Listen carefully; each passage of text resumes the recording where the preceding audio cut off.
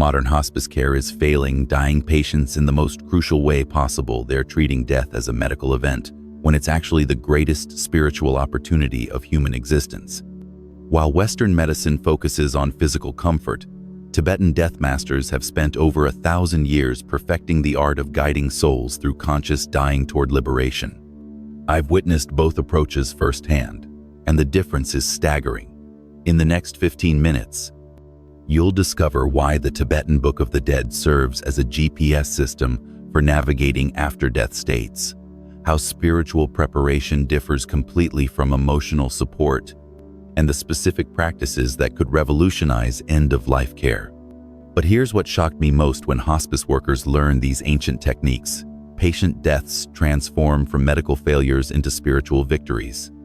The 49-day journey doesn't end at clinical death, and families who understand this ancient wisdom can continue guiding their loved ones long after the machines are turned off. This isn't about replacing medical care, it's about completing it with the spiritual dimension that makes death a doorway instead of a dead end. Let me tell you about two deaths that happened on the same day, 3,000 miles apart. In a New York hospital, 8-year-old Robert died, surrounded by beeping machines, sedated and terrified, with his family whispering, "Let go," while having no idea what he was actually experiencing. That same day, in a remote Tibetan monastery, 2-year-old Lama Tenzin died with his master calmly reading from the Bardo Thodol, guiding his consciousness through each stage of the death process with the precision of a spiritual surgeon. What happened to these two men in their final moments reveals a shocking truth about how we approach death in the modern world and why we're failing the people we love most. Robert's death was treated as a medical failure. Doctors fought to restart his heart, nurses administered drugs to ease his suffering, and his family was left feeling helpless and traumatized. But Lama Tenzin's death was approached as spiritual graduation, the culmination of a lifetime of preparation for consciousness's ultimate journey. The difference isn't just cultural. It's the difference between understanding death as an ending versus recognizing it as the most important transition consciousness will ever make. And this difference determines whether someone dies in terror or transcendence. Don't get me wrong, modern hospice care has made tremendous advances in pain management and emotional support. Hospice workers are angels who provide comfort during humanity's most vulnerable moments. But there's a crucial dimension missing from their approach: the medical model limitation. Current hospice care focuses almost entirely on physical comfort and emotional support. They manage pain, provide counseling, and help families say goodbye. But they treat death as a purely biological event, the cessation of bodily functions. What's missing is the understanding that death is primarily a spiritual event. The moment of death isn't just when the heart stops, it's when consciousness embarks on the most important journey of its existence. But here's what's really tragic. While hospice workers focus on making the body comfortable, they're completely unaware of what's happening to the person's consciousness and how they could be helping guide it. According to Tibetan Buddhism, consciousness doesn't vanish at clinical death. It begins a precise 49-day journey through what are called the Bardo's intermediate states, where the soul faces visions, choices, and opportunities that will determine its entire spiritual future. During this journey, the departed consciousness can still perceive the living world. It can hear prayers, feel the emotional states of loved ones, and receive spiritual guidance. But because modern hospice care doesn't understand this process, they miss the most crucial window for helping someone achieve conscious, peaceful transition. So what do Tibetan masters do differently? They treat death as the ultimate spiritual opportunity, a chance for liberation that's more powerful than any meditation or practice during life. The Bardo Thodol as spiritual GPS. The Tibetan Book of the Dead isn't just a religious text, it's a detailed navigation system for consciousness after death. It maps out exactly what the dying person will experience and provides specific instructions for achieving liberation at each stage.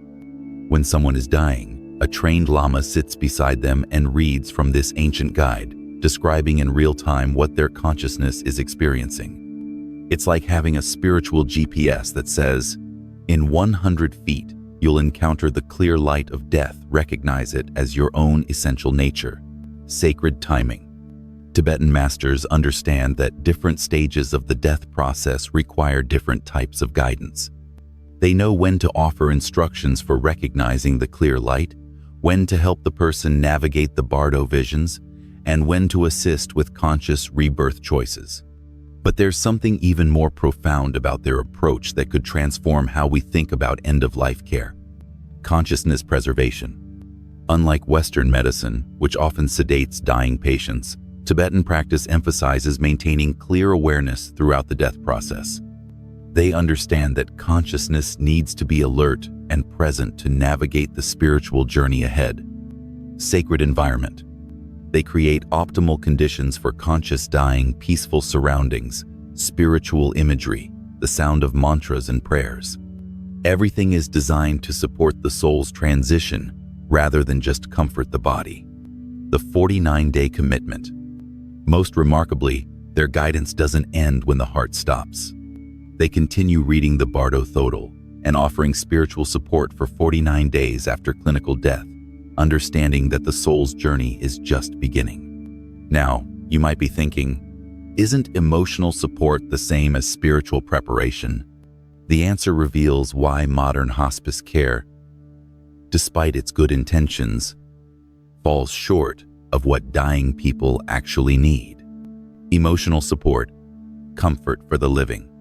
Emotional support focuses on helping families process grief, encouraging them to say goodbye, and providing comfort during loss. It's primarily about managing the emotional impact of death on the living. Spiritual preparation. Navigation for the dying. Spiritual preparation focuses on preparing the dying person's consciousness for the journey ahead. It's about helping them recognize spiritual opportunities, navigate after-death states, and achieve liberation. The difference is profound. Emotional support says, "We're here to comfort you as you face the unknown." Spiritual preparation says, "We're here to guide you through the known because this journey has been mapped for over 1,000 years." But here's where it gets really interesting. When families understand spiritual preparation, their emotional healing actually improves dramatically. Empowerment versus helplessness. Families who learn Tibetan death guidance techniques report feeling empowered rather than helpless. Instead of just watching their loved one die, they become active participants in the most important journey of that person's existence. Ongoing relationship versus final goodbye. Rather than treating death as a final goodbye, spiritual preparation recognizes death as a transformation of relationship. The connection continues, it just takes a different form. Here's the uncomfortable truth about Western death care. It's built on fear. Fear of death, fear of suffering, fear of the unknown. And this fear-based approach actually harms the dying process. Fighting versus guiding. Western medicine fights death like it's an enemy to be defeated. When someone is dying, the focus is on preventing death rather than guiding conscious transition. This creates resistance and struggle instead of peaceful acceptance. Sedation versus awareness. To manage suffering, we often sedate dying patients, preventing them from maintaining the clear awareness they need to navigate the death process consciously. We prioritize physical comfort over spiritual opportunity. Anxiety transmission. The fear and anxiety of medical staff and family members creates a chaotic, energetic environment that the dying person can perceive. Instead of peaceful transition, they experience the collective terror of everyone around them. But there's an even deeper problem with the fear-based approach that most people never consider. Medical failure versus spiritual graduation. When someone dies in a hospital, it's often treated as a medical failure. Staff feel defeated, families feel traumatized, and the entire experience is framed as loss and defeat. But what if death could be approached as spiritual graduation, the successful completion of an earthly curriculum?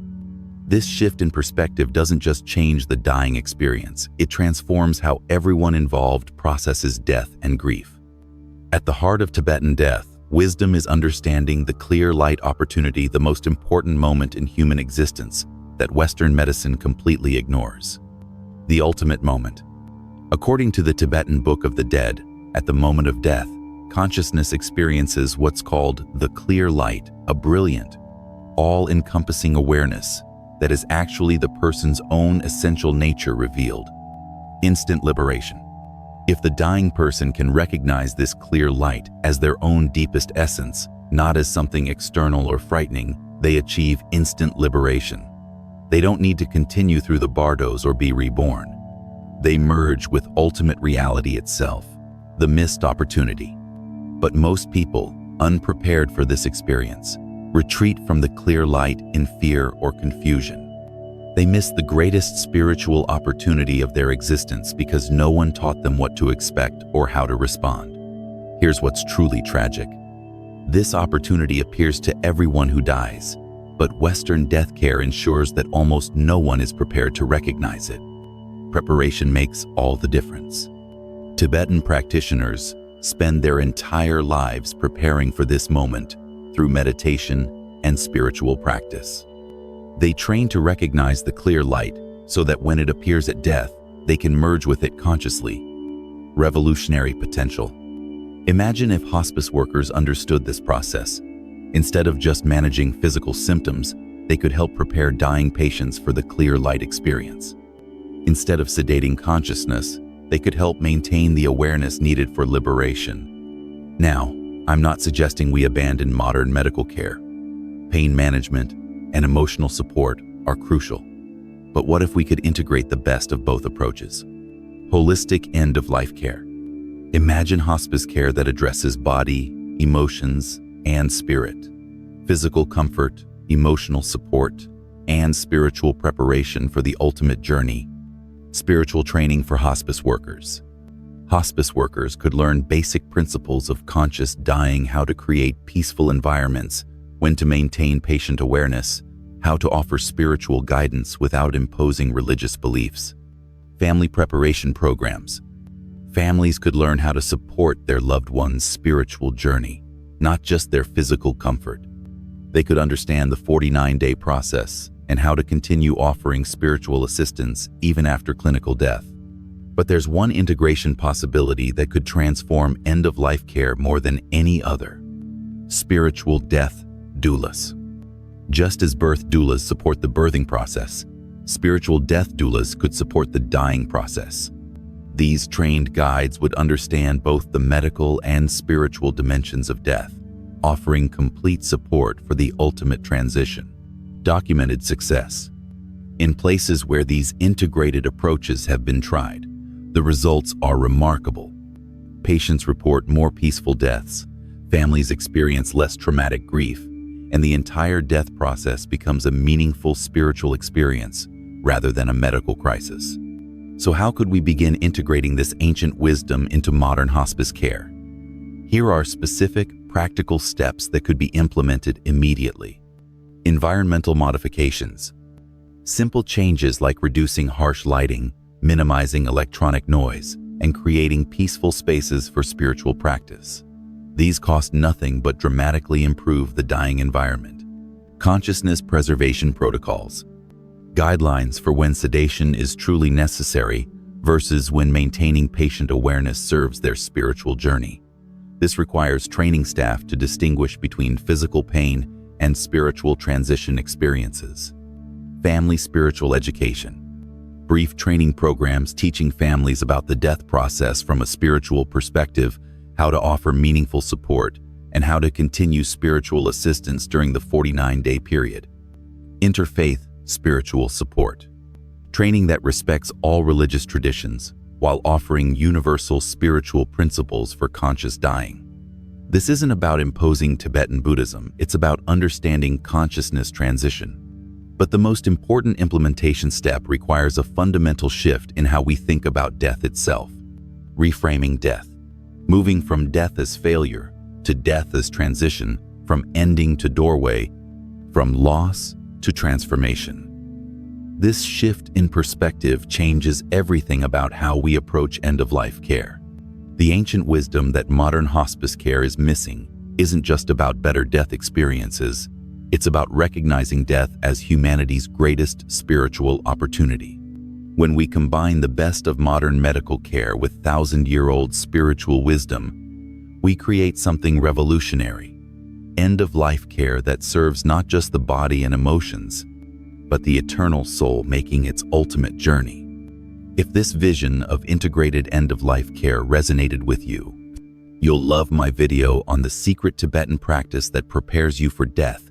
Click the video appearing on your screen now to discover how to prepare for your own conscious transition. Remember, death is not a medical failure, it's a spiritual opportunity.